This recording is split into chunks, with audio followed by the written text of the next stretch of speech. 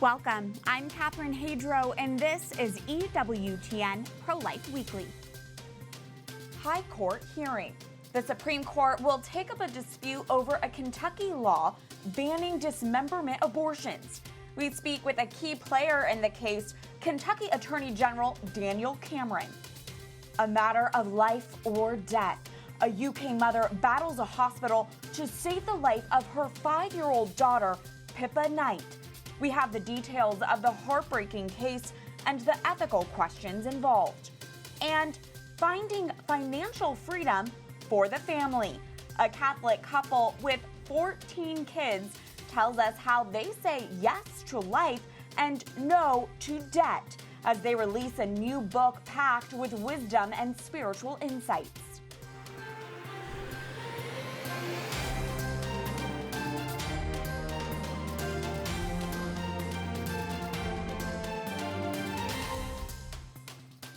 The Supreme Court will consider whether Kentucky's pro-life Attorney General can defend the Commonwealth's law banning dismemberment abortions. The High Court announced in late March they will hear an appeal from Kentucky Attorney General Daniel Cameron, who wants to defend a pro-life law that lower courts struck down. The Kentucky law concerns the legality of second trimester abortion procedures, but the Supreme Court will not rule on the law itself. Instead, the question at the center of the case is whether the Attorney General, a pro-life Republican who supports the law, can intervene to defend it in court. The dismemberment abortion ban was signed by former Governor Matt Bevin, a Republican, but it was struck down by lower courts as unconstitutional. The current Kentucky governor, who is Democrat Andy Beshear, has declined to challenge the lower court's decision. Joining us now on Zoom is Kentucky Attorney General Daniel Cameron. Welcome to the show. Attorney General, I understand the Supreme Court case will really focus on a procedural question, but what are the potential consequences of this case? If the Supreme Court rules in your favor, will dismemberment abortions be banned in Kentucky? Explain what's at stake here. Well, thank you, Catherine, for having me on. This case is about the responsibility and the opportunity for a state attorney general to intervene and defend pro-life legislation that has been passed by our General Assembly. House Bill 454 was passed nearly 3 years ago, and it bans live dismemberment abortion procedures known as D&E, dilation and evacuation procedures. And basically, what we want to do in Kentucky through our General Assembly is show compassion and humanity in the midst of a gruesome procedure, ensuring that a child is not alive during that procedure. This was passed, as I noted, 3 years ago. We have taken it upon ourselves in this office to defend this law. We were working in consultation with Governor Beshear's office. He at some point decided to wash his hands of this important legislation. It is now our responsibility to try to intervene to make sure that we're continuing to defend this law. The Supreme Court will have an opportunity in the fall to hear this case in terms of our role and ability to intervene. And if we get a favorable ruling there, if we're allowed to intervene to defend this law, we'll then go back to the Sixth Circuit Court of Appeals and continue to defend this pro-life legislation. As you mentioned, the Kentucky pro-life law is about banning dismemberment abortions, which is when an abortionist uses instruments to dismember and extract a baby from a woman's uterus during the second trimester of pregnancy. Critics say dismemberment abortions are not a medically accurate term. What's your response to that, and why, in your opinion, is this pro-life law worth fighting for all the way up to the Supreme Court? Well, I've said from the beginning, my role as the Attorney General is to defend the laws that are duly passed by our elected representatives in the General Assembly, meaning our state House and our state Senate. The folks here in Kentucky have made an assessment that they value life and they value humanity and compassion as it relates to live dismemberment abortions. And so this piece of legislation in particular reflects that humanity and compassion in saying that a child, again, this is a gruesome procedure and no one wants to see it, period. But if it is to happen here in Kentucky, we want to make sure that that child is not alive during it because as was talked about and discussed at the trial court level, it is a painful procedure.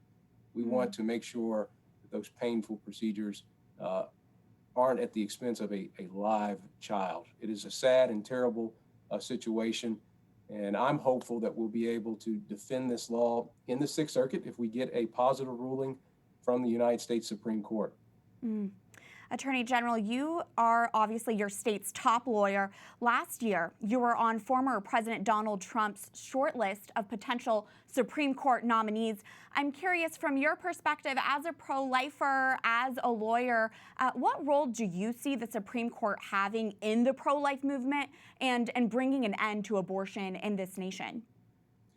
Well, I think they have the end-all, be-all in terms of say as it relates to what abortion looks like and what pro-life looks like in the coming years ahead. Obviously, the decision that was made in Roe v. Wade has had an outsized impact on the pro-life movement since its inception. And so this Supreme Court has a chance, whether it be on live dismemberment procedures that our legislation has said that we need to stop and make sure that there's humanity in that process, or waiting period laws that come up. There was just a decision made in June Medical, which gets rid of a balancing test and moves back to some of the Casey factors that were considered in 1992. And so this court has an opportunity, in my judgment, to really look at these issues again from a new perspective. Obviously, we've got some new justices on.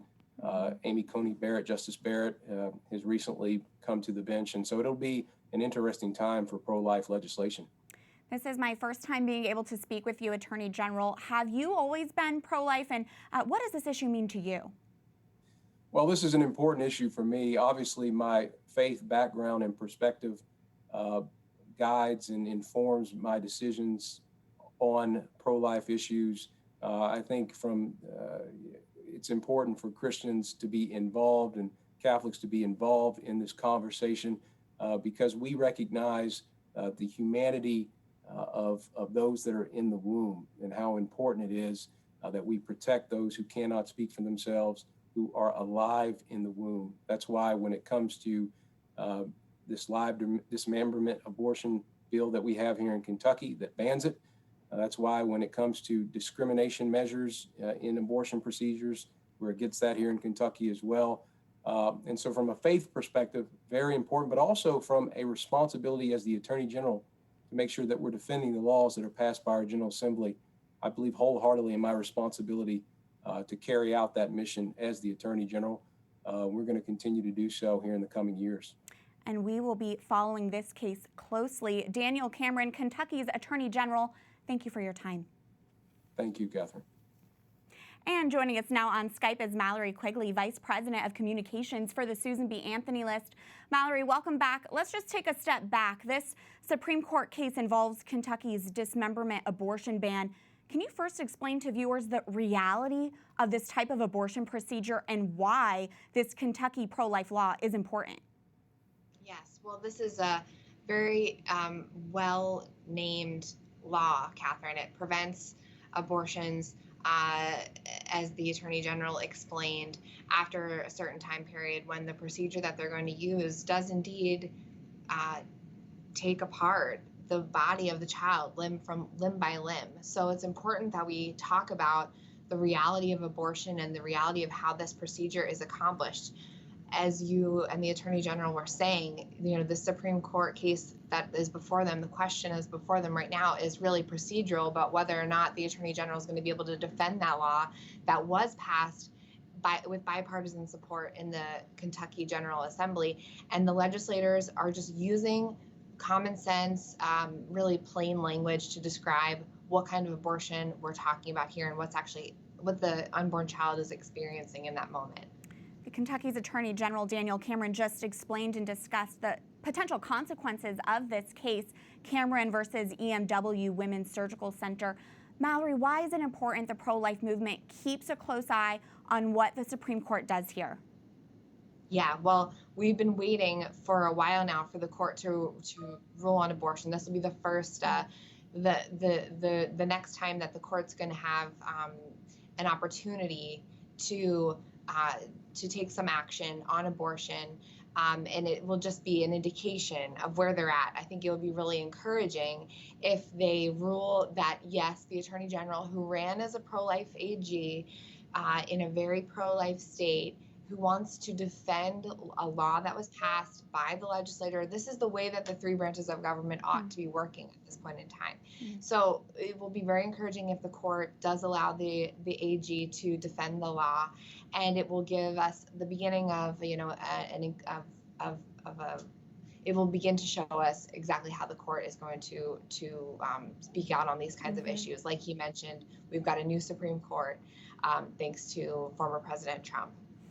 Speaking of the Supreme Court, President Joe Biden ordered a 180-day study of adding seats to the Supreme Court. Supreme Court Justice Stephen Breyer just warned against court packing. But Mallory, do you foresee that potentially happening, and what does that mean for the pro-life cause? Well, as we've seen over and over, the pro-abortion movement and the Democratic Party, unfortunately, they just want to change the rules when they don't get the results that they want. So for decades, the pro-life movement has been working towards the accomplishments that we made under President Trump in terms of being able to appoint and confirm pro-life Supreme Court justices as well as lower court judge appointments. And now the goal of expanding the court would be to dilute that progress. That's what the pro-abortion movement wants. On this commission, it includes former general counsel for NARAL, law professor Larry Tribe, a longtime pro-abortion activist. So there are people with a policy position here that they want to expand the Supreme Court in order to dilute the gains that we've made under President Trump and have an impact on policy, which would be the continuation of Roe versus Wade. That's some really important insight there. Mallory Quigley with the Susan B. Anthony List, thank you as always. Thanks, Catherine.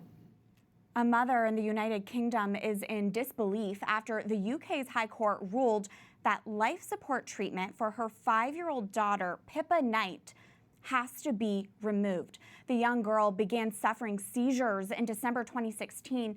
Doctors diagnosed her condition as a rare form of brain damage marked by multiple bilateral lesions. The single mother of Pippa, Paula Parfit, has been fighting a legal battle for months now in hopes of keeping her daughter alive. Specialists at Evelina London Children's Hospital said life support treatment should be removed, and the case went to the Supreme Court, which ruled in the hospital's favor in January. And at the beginning of April, the High Court decided not to hear the mother's appeal.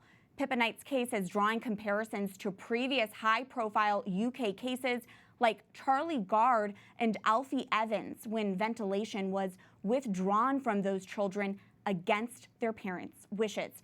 Wesley J. Smith joins me now on Skype. He is chair and senior fellow at the Discovery Institute's Center on Human Exceptionalism. He's also a lawyer who writes frequently on these types of cases. Wesley, welcome back. This is not the first time we've talked about a parent in the United Kingdom facing off against a hospital to protect the life of their child. How is it possible it's happening again? Well, thank you, Catherine.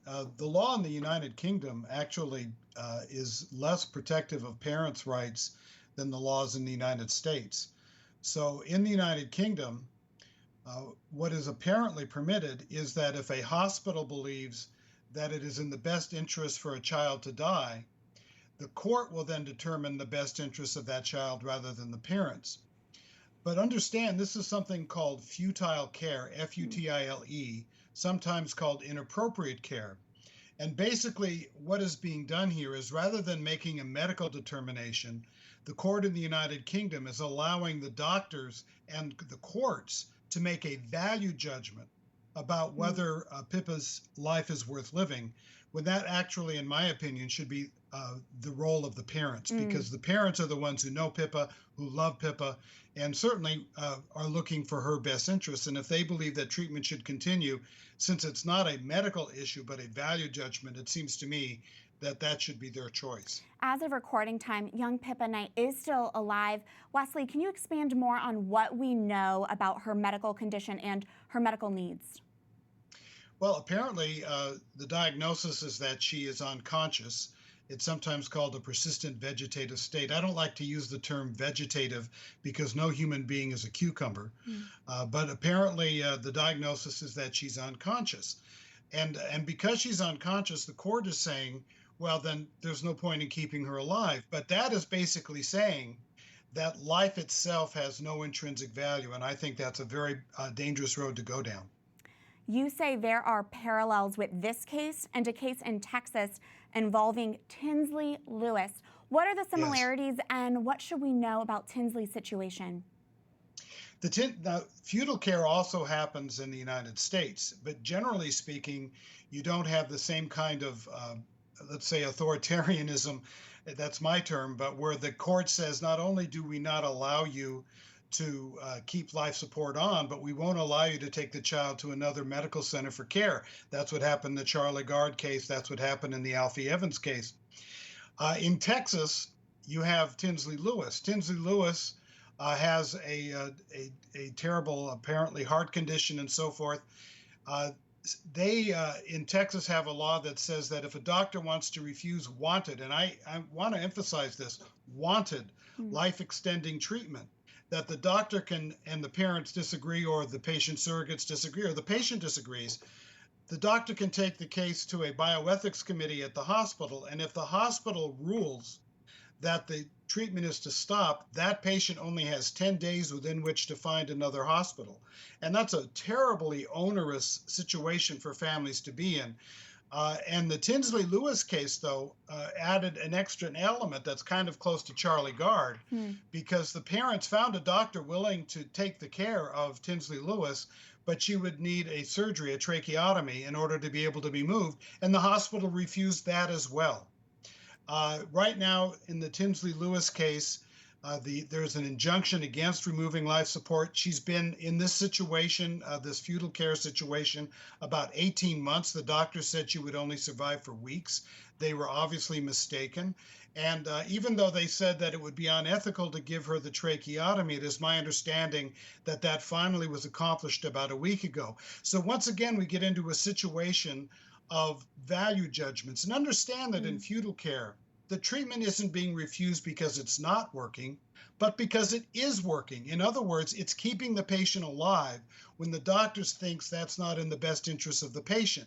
But who should decide that kind of value judgment? Should it be the patient or the patient's family or surrogate, or strangers like doctors and hospital ethics committees? And I say it should be the patient, patient's family, patient's surrogate. And hopefully that Texas law will be changed soon. There is an attempt right now in the legislature to do just that. Well, let's keep both Pippa and Tinsley in our prayers. Thank you for speaking out on this. Wesley J. Smith with the Discovery Institute, thank you. Thank you, Catherine. Coming up, a host on The View makes an odd argument for abortion when discussing COVID vaccine passports. I speak out when we return. Plus, a Catholic couple with 14 kids has a new book on how to say yes to life and no to debt.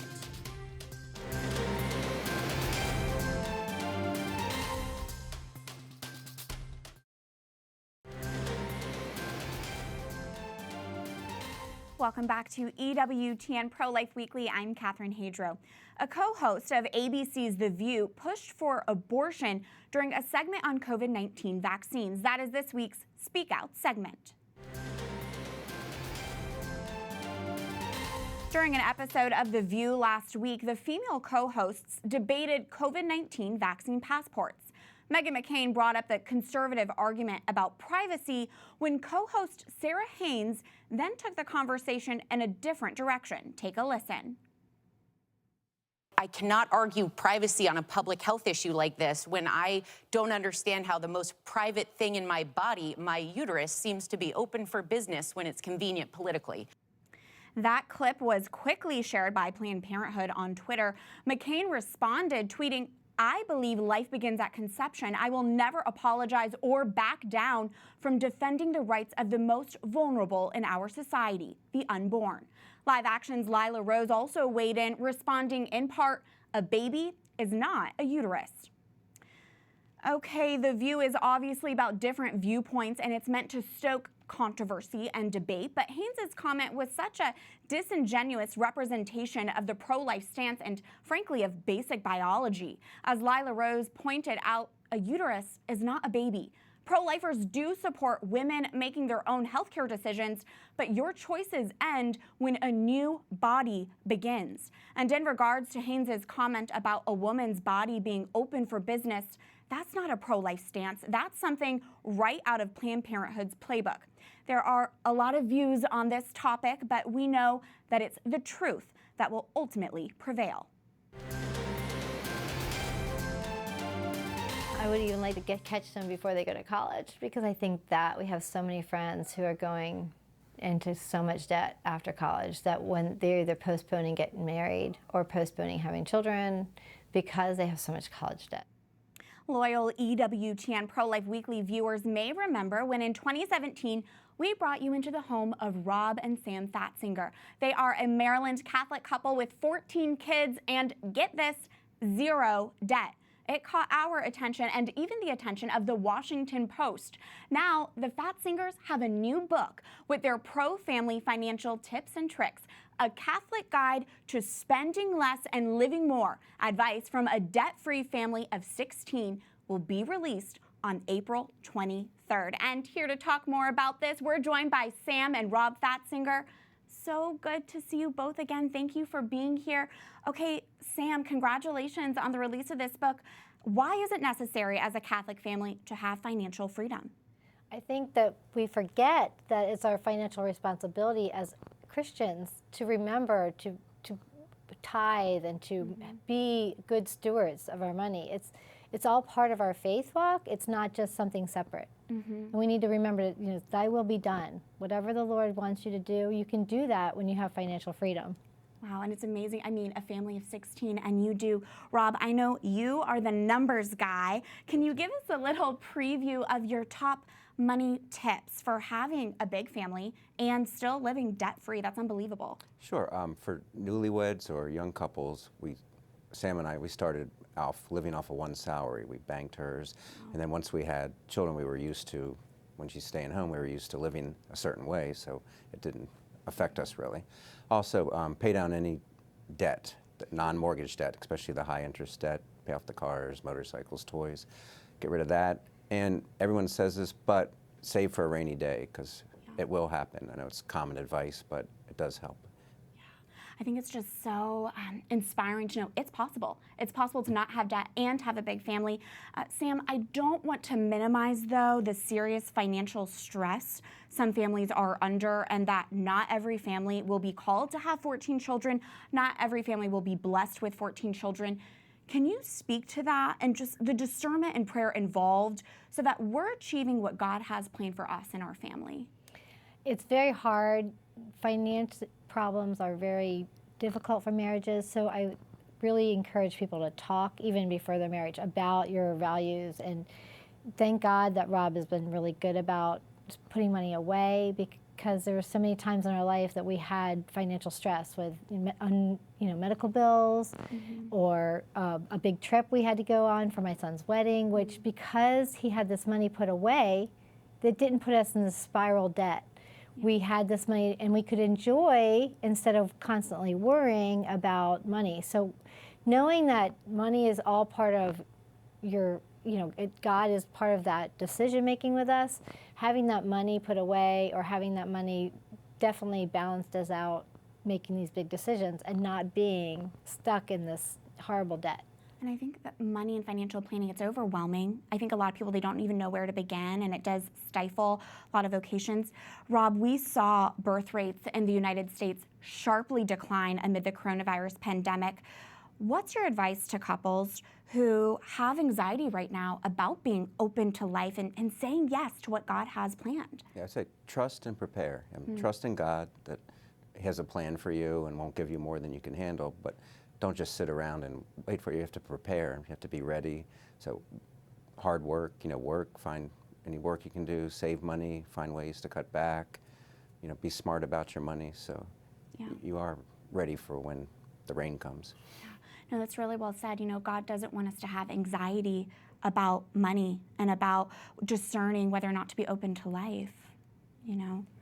I hate when people say to me, oh, we would love to have another kid, but we're in debt. Or I wanted to go into a vocation, but I couldn't because I had debt.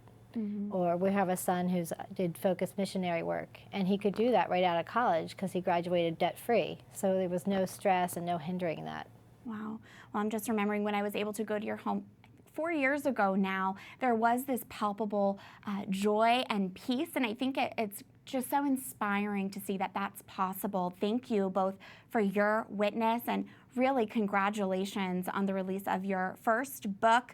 Again, the book's name is A Catholic Guide to Spending Less and Living More, Advice from a Debt-Free Family of 16. Sam and Rob Fatzinger, thank you for your yes, and thanks for being here today. No, thank you for having us, Thank Catherine. you. So good to see you again. So good to see you both again. And that does it for this edition of EWTN Pro-Life Weekly. Until next time, we'd love to hear from you. Find us on social media at EWTN Pro-Life on all social media platforms, Twitter, Facebook, Instagram. We're there. You can also send us a message by emailing prolifeweekly@ewtn.com. We love to hear from you. Remember, life is a gift. Your life is a gift. God bless.